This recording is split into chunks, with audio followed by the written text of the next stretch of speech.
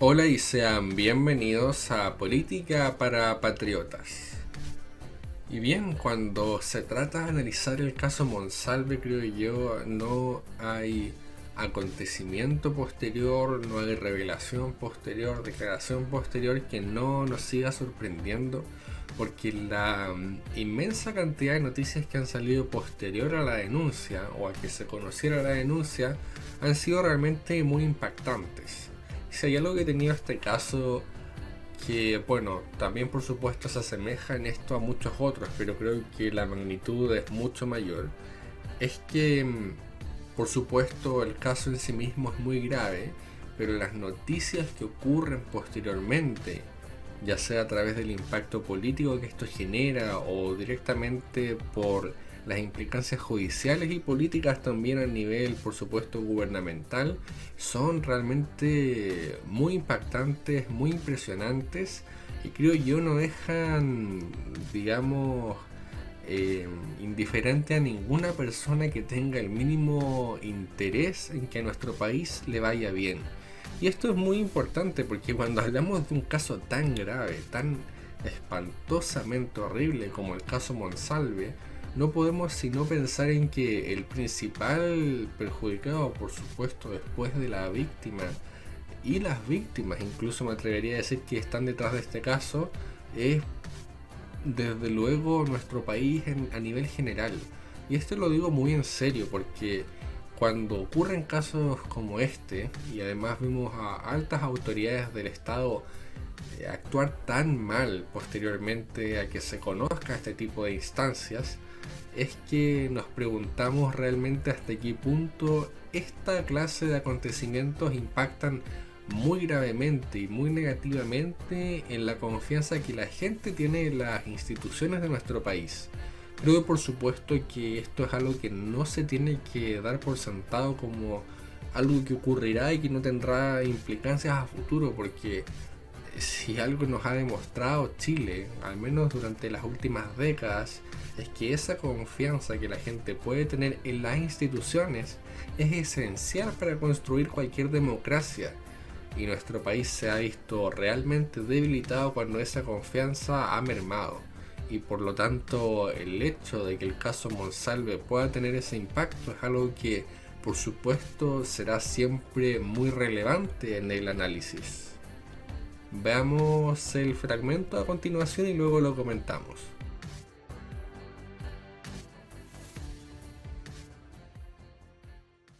Bueno, se lo habíamos anticipado, ¿no? Es uno de los testimonios clave que faltaba todavía por conocer en torno al caso Monsalve, el taxista que los transportó a él y a la víctima aquella jornada del 22 de septiembre. Claudio Arévalo nos explica el alcance de este testimonio y, por supuesto, cuál es el valor que va a tener para la investigación.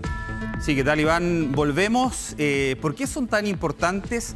¿Por qué es tan clave el testimonio de este taxista que por primera vez habla en televisión y lo hace en exclusiva con 24 horas? Revisemos primero los hitos dentro de esta entrevista que tuvimos. Lo primero y lo más importante, me parece, tiene que ver el estado en el que se encontraban las dos personas, es decir, denunciado y denunciante, porque recordemos que el juez Mario Cayul en su resolución determina que finalmente Manuel Monsalve había actuado con dolo, es decir, estaba consciente de los hechos que finalmente derivaron en los dos actos sexuales que finalmente fueron parte de esta formalización y que tienen actualmente a Manuel Monsalve en prisión preventiva, mientras que la mujer no estaba en plena conciencia, como también lo determinó la resolución del juez Mario Cayul. Claudio, perdón, el taxista que estuvo con ellos en el trayecto da cuenta de la diferencia de estos dos estados. Por supuesto. Perfecto, lo vamos a ver en un instante. Ya estaremos con eso literalmente, pero por lo menos dice de que la mujer estaba muy ebria, lo dice en su testimonio, mientras que Manuel Monsalve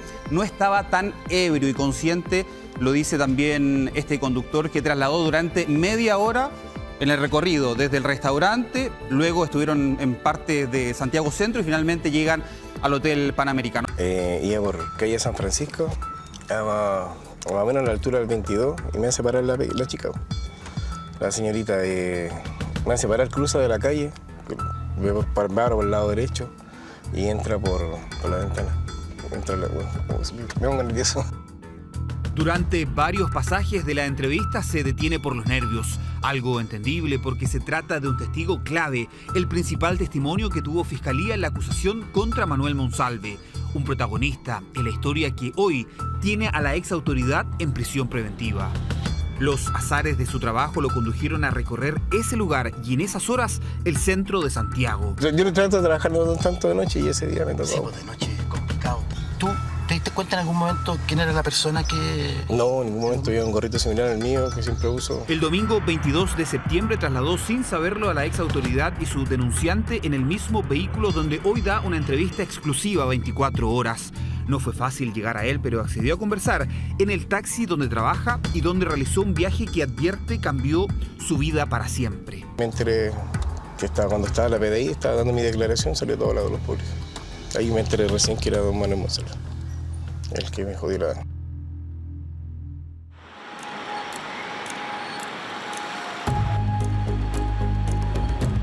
¿Te hacen parar dónde? En San Francisco, ¿Ya? a la altura del 22. Cuando la chica me hace parar, le bajo a la ventana y entra la cabeza y me quiere dar un beso en la boca. Ella. Sí, me quiso dar un beso, entonces me dice ayuda, me dice no me quiero ir con él. Y yo le dije que se subiera para que pudiera ayudarla. Y él se subió inmediatamente atrás y a los segundos después ella, o al menos se mete por la ventana para acá, hacia el auto.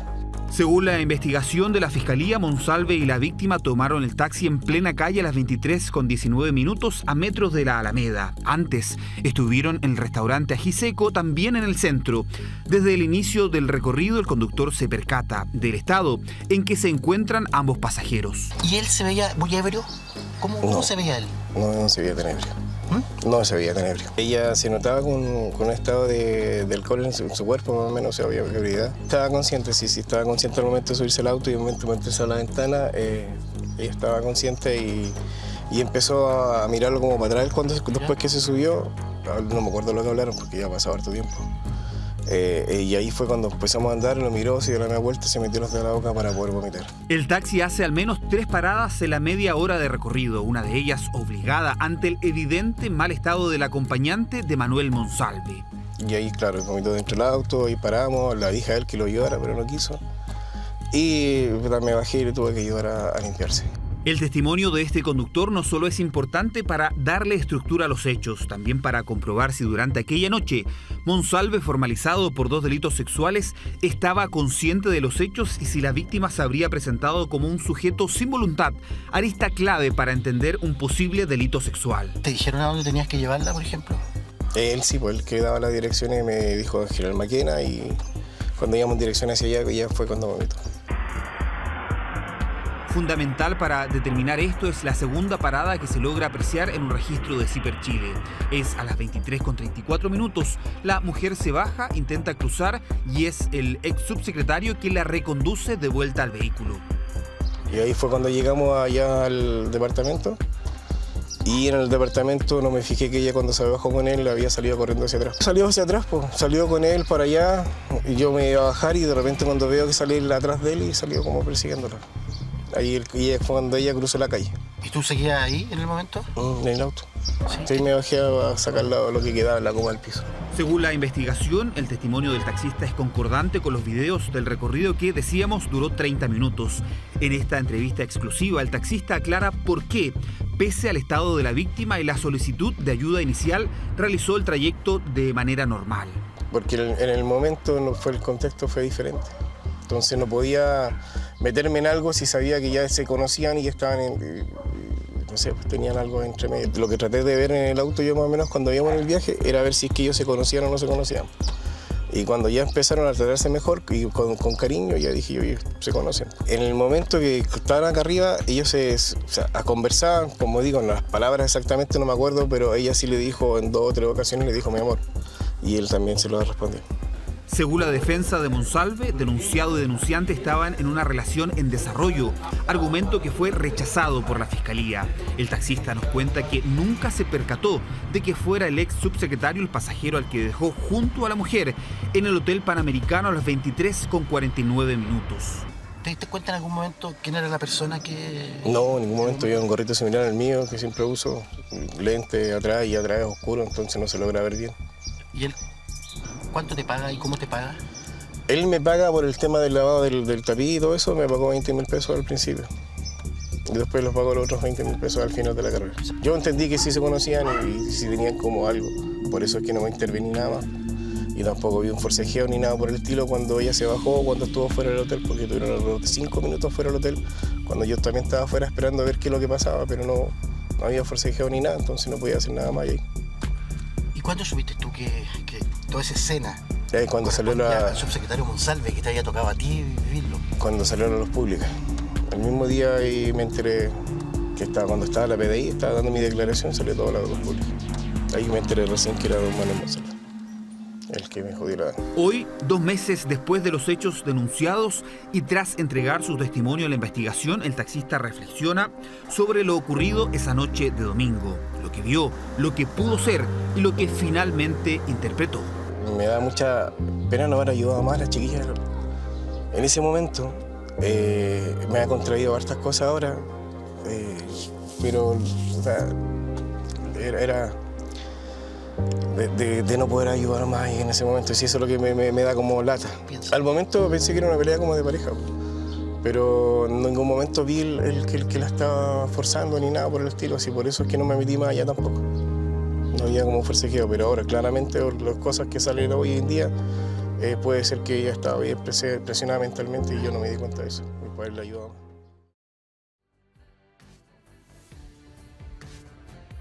Nunca nos cansaremos de analizar cómo es que el caso Monsalve, y particularmente Manuel Monsalve, ha tenido un impacto en la política tan grande durante los últimos años.